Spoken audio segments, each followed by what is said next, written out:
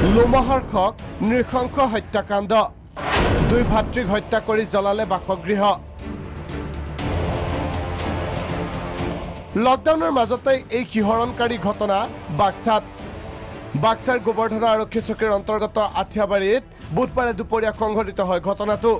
আঠিয়াবাৰীৰ একাংশ ৰাইজে দুয়ো ভাতৃকে চোতালতে মৰিয়াই হত্যা কৰে উত্তেজিত ৰাইজে জ্বলাই দিয়ে বাসগৃহ ৰাইজৰ আক্ৰমণৰ বলি হোৱা দুই ভাতৃ বিশ্বজিৎ আৰ্য আৰু হাৰধন আৰ্য গম পোৱা মতে যে ৰাইজৰ মানুহ আহি তেওঁলোকক এটেক কৰে আৰু এটেক কৰাৰ মতে তেওঁলোকৰ মৃত্যু হয় এতিয়া দুজন হৈছে বিশ্বজিৎ দাস আৰু হাৰধন দাস হত্যাকাণ্ড সংঘটিত হোৱাৰ পাছতে ঘটনাস্থলীত উপস্থিত হয় বাক্সা আৰক্ষী আৰম্ভ কৰে ঘটনাৰ তদন্ত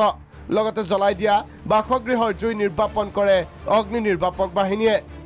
কি পৰিস্থিতি তেনেকুৱা হ'ল তেওঁলোকক এনেকৈ ধৰক প্ৰহাৰ কৰিলে বা কিবা হ'ল এই কথাখিনিতো আমি এতিয়ালৈ গম পোৱা নাই আমি সেইটোৰ তদন্তৰ কাৰণে আহিছোঁ ঘটনাক কেন্দ্ৰ কৰি চাঞ্চল্য